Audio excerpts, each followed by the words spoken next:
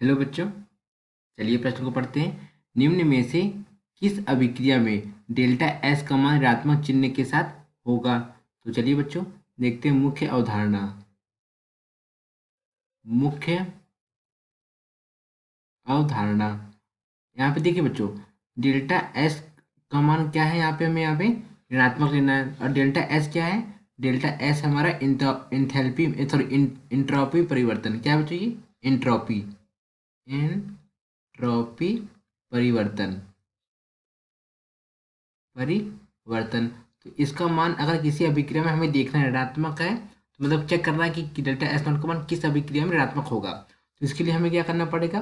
Delta N G का मान भी हमें क्या करना पड़ेगा? यहाँ पे ऋणात्मक होना पड़ेगा, ऋणात्मक होगा। तो यहाँ डेल्टा एन जी क्या होता है बच्चों? डेल्टा एन जी होता है हमारा गैसीय उत्पादों के मोलों की संख्या, गैसीय उत्पादों के मोलों की संख्या माइनस गैसीय अभिकारकों के मोलों की संख्या।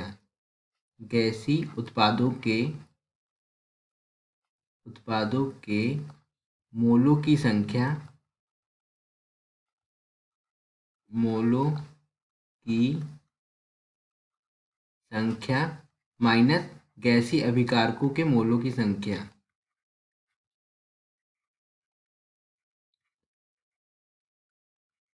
गैसीय अभिकारकों के मोलों की संख्या। तो अब हम क्या करेंगे? जितनी भी हमारी अभिक्रिया हैं हम सब में क्या करेंगे? चेक कर लेंगे कि डेल्टा एन जी का मान किस में ऋणात्मक है। तो पहले अभिक्रिया हमारी क्या है?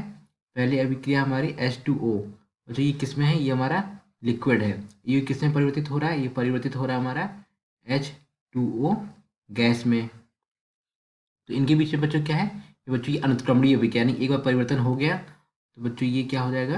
देखिए ये हमारा क्या है? पहली अभिक्रिया है। तो पहली अभिक्रिया में हमें अगर डेल्टा एन जी का मान यहाँ पे दिखना है, तो डेल्टा एन जी का मान क्या होगा बच्चों?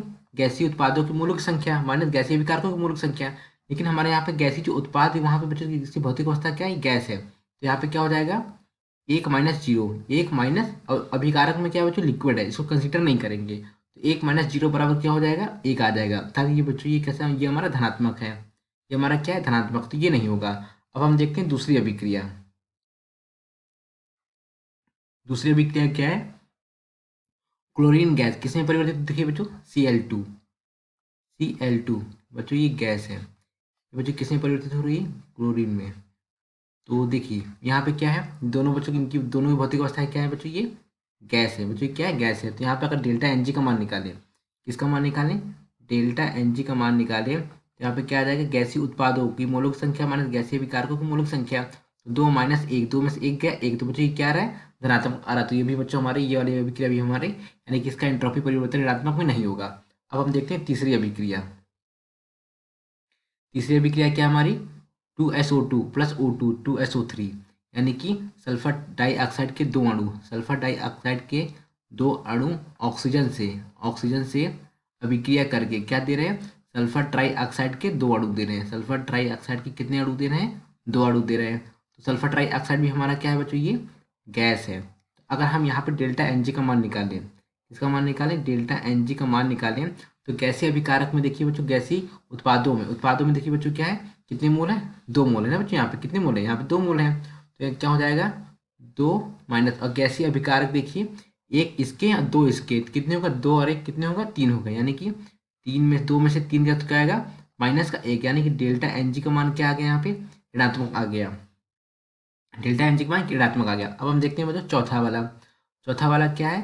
चौथा वाला देखिए यहाँ पे, ये कैल्शियम कार्बोनेट है। किसमें भी होता है? Calcium oxide plus CO2 gas में। तो ये भी क्या हमारी गैस है। तो आप लिख सकते हैं कैल्शियम कार्बोनेट CaCO3, ये क्या है? गैस है। ये किसमें वियुक्त हो रहा है? ये वियुक्त हो रहा है कैल्शियम ऑक्साइड में plus CO2 carbon dioxide gas में।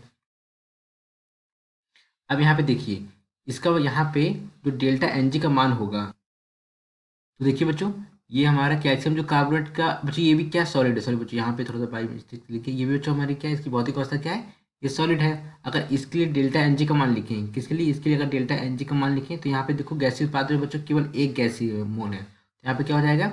एक माइनस जीरो, क्योंकि बच्चों यहाँ देखिए ये भी सॉलिड है, इसको दोनों कंसिडर नहीं करेंगे। एक माइनस जीरो बराबर क्या हो जाएगा? एक आ जाएगा। यानी प्लस का एक आने पर डेल्टा एन जी का मान क्या हो गया? यहाँ पर भी धनात्मक हो गया। तो बच्चों जो तीसरी अभिक्रिया है इसमें बच्चों डेल्टा एन जी का मान क्या आ रहा है हमारे यहाँ पे ऋणात्मक आ रहा है। जब इसके लिए डेल्टा एन जी का मान ऋणात्मक आ रहा है तो यहाँ पे जो एंट्रोपी परिवर्तन का जो मान होगा उसमें भी क्या होगा बच्चों यहाँ पे ऋणात्मक होगा। क्या होगा? ऋणात्मक होगा। तो हम कह सकते हैं कि सल्फर डाइऑक्साइड यानी तीसरी अभिक्रिया है, यानी कि जो तीसरा विकल्प है 2SO2 प्लस O2 यानी सल्फर डाइऑक्साइड के दो अणु जब ऑक्सीजन से अभिक्रिया करते हैं तो यहाँ पे सल्फर डाइऑक्साइड के कितने अणु मिलते हैं बच्चों? 3 अणु मिलते हैं। तो इनके लिए जो एंट्रोपी परिवर्तन होगा वो कैसा होगा? डेल्टा एस का मान कैसा होगा? ऋणात्मक होगा। तो दिए गए विकल्प में कौन सा विकल्प सही होगा बच्चों? विकल्प सी। विकल्प सी। आशा करते हैं आपको समझ आया होगा। धन्यवाद।